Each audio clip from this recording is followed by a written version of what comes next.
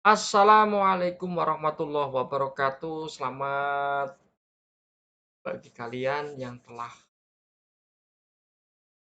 mengikuti 2 kali pertemuan. Yang pertama adalah produksi, yang kedua adalah konsumsi, yang terakhir adalah distribusi. Nah, pada kesempatan kali ini, Bapak akan menjelaskan tentang materi distribusi. Untuk itu, kalian jangan kemana-mana, siapkan, kalian dengarkan, dan kalian pahami. Saya yakin kalian akan bisa. Oke, mari kita lanjutkan. Yang pertama, pasti sebelum Anda mempelajari distribusi, Anda harus tahu yang namanya KD dan IPK. Nah, KD di sini ada dua. Itu ada namanya yang titik 3.1 ini adalah KD pengetahuan. Yang kedua adalah 4.3 itu adalah KD untuk keterampilan. Ya, tadinya sama dengan materi kemarin dan Anda bisa baca pada layar video yang Bapak paparkan. Silakan.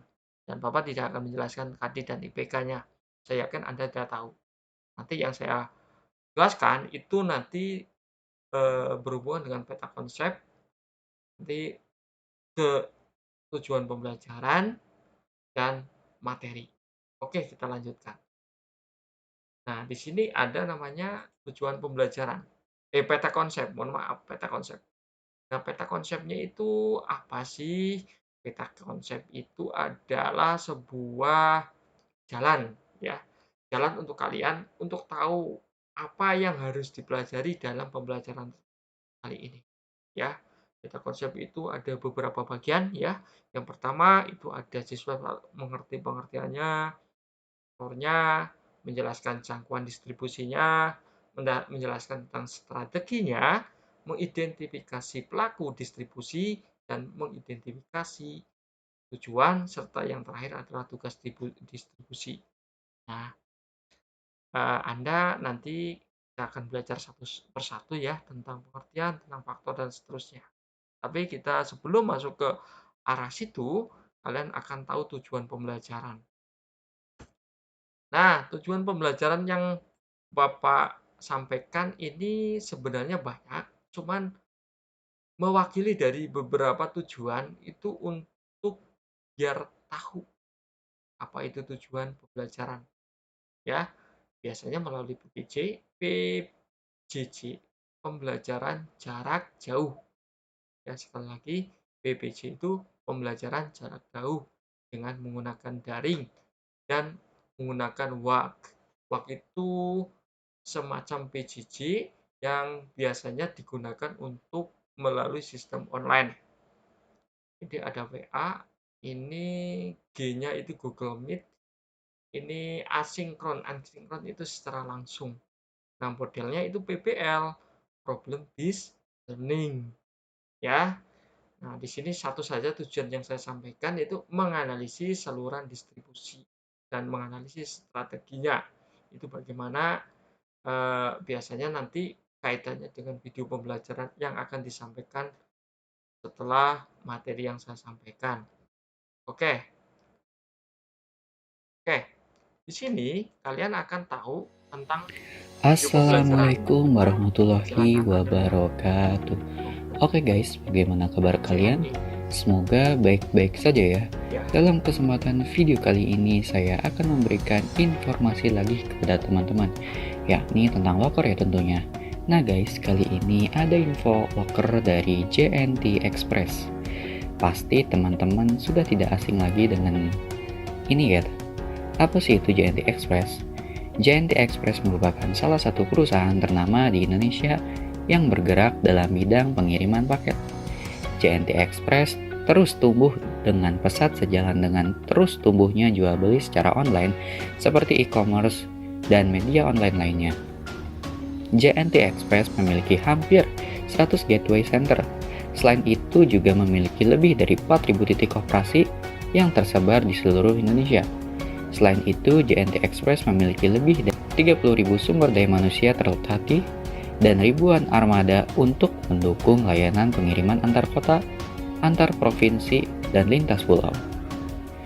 JNT Express menawarkan pelayanan pengiriman barang yang meliputi pengiriman dalam kota, antar provinsi, dan juga pelanggan e-commerce. Saat ini JNT Express sedang membuka peluang karir untuk beberapa posisi yang nantinya akan ditempatkan di wilayah Depok. Berikut ini informasi mengenai posisi yang sedang dibuka, kualifikasi pelamar, dan tata cara melamar. Oke, ini adalah salah satu contoh tentang JNT Express. Ya, JNT Express ini merupakan salah satu distribusi online yang dimiliki oleh perusahaan yang namanya JNE. Sebenarnya kalau distribusi barang itu secara online itu banyak sekali ya.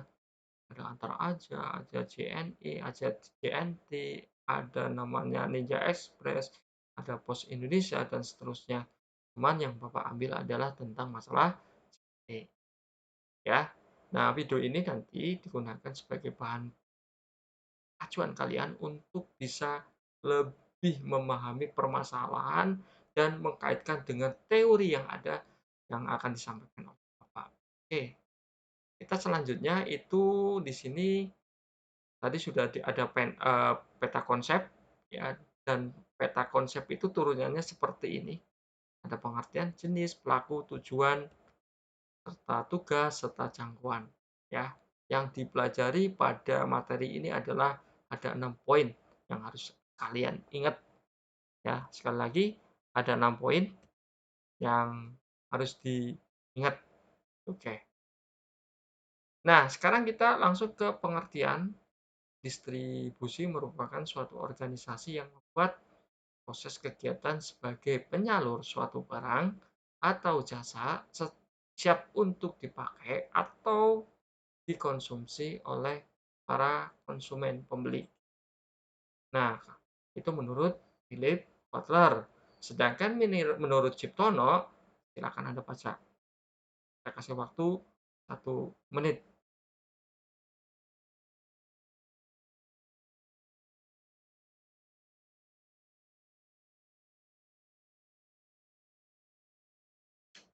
Oke, dirasa sudah cukup. Ini adalah pengertian distribusi. Dan silakan dipahami dan diingat. Karena kalau Anda tidak tahu pengertiannya, kalian tidak akan bisa melanjutkan materi selanjutnya. Apalagi nanti ada namanya menganalisis. Sebelum menganalisis, Anda harus tahu pengertiannya. Oke, selanjutnya. Ini sudah ada tadi petanya, ya. Petanya sudah ada, peta konsep seperti ini, ya kan?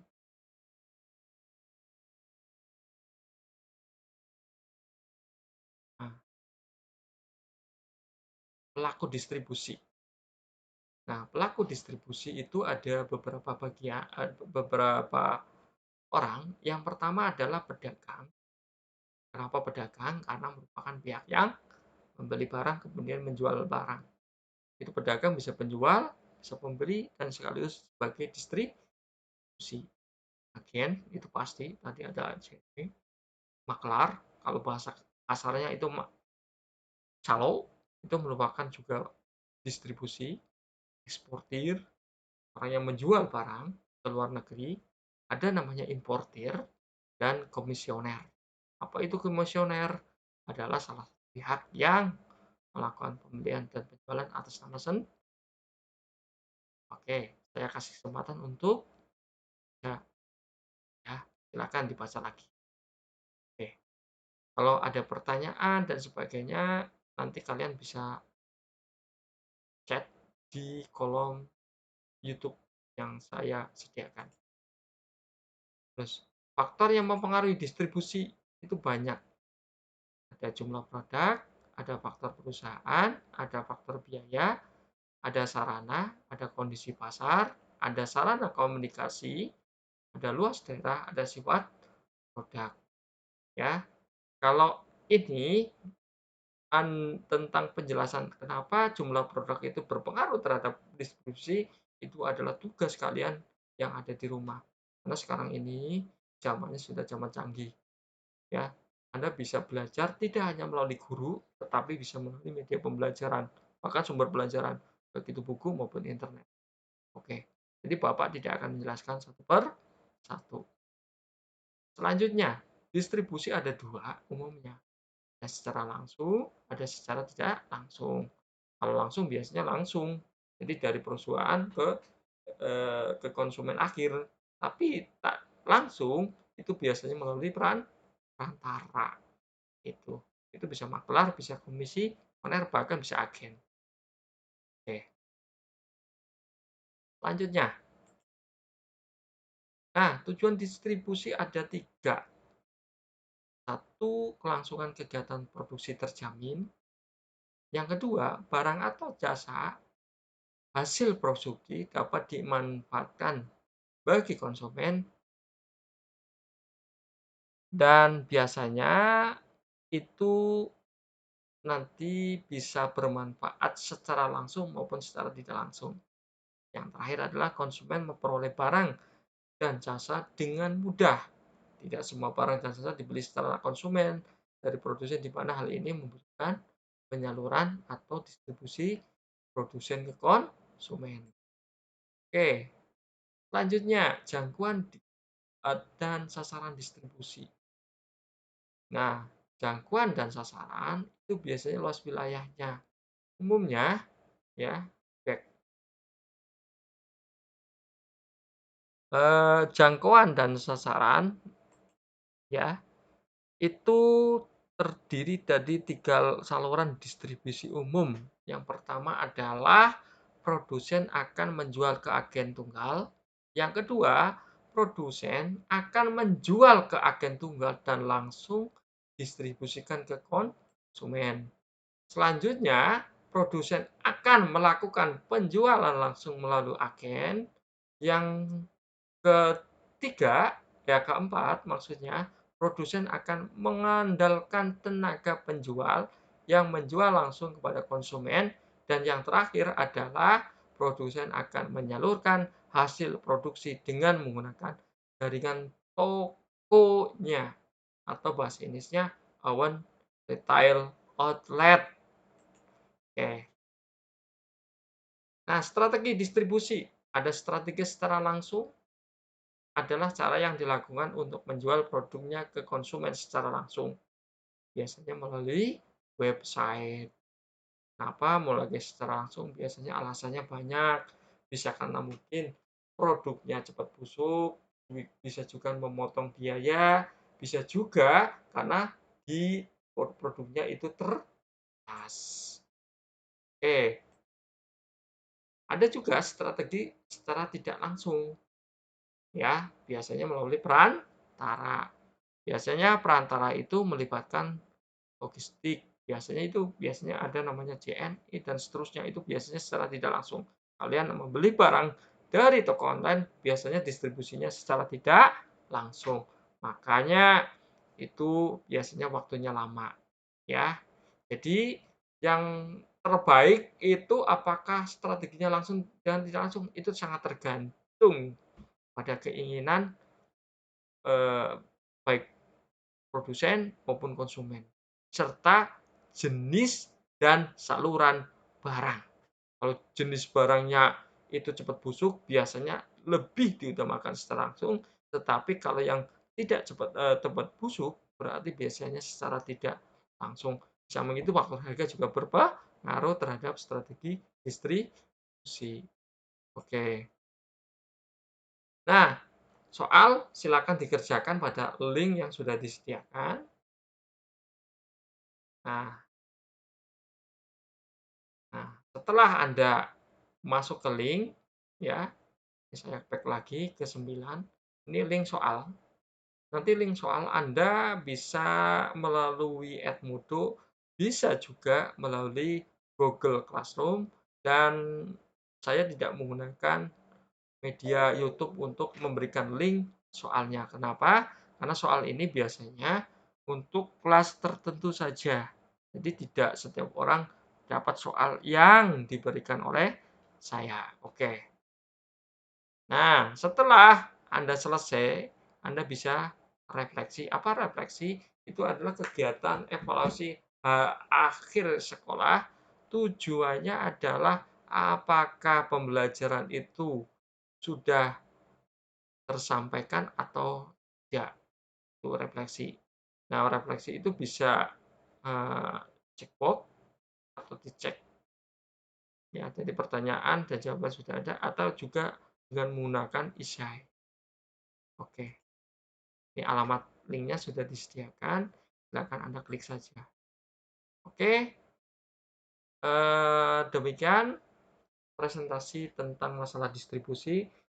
Silakan kalau ada pertanyaan atau saran bisa menghubungi via WA ke Bapak secara langsung ya. Insya Allah akan saya saya akan jawab sesuai dengan kemampuan dan kapasitas saya sebagai seorang guru, tapi bukan pelaku distribusi, tetapi sebagai kapasitas guru. Nah, Bapak juga punya kendala karena tidak setiap ilmu yang Bapak peroleh itu kadangkala pas sesuai dengan apa yang ada di kenyataan.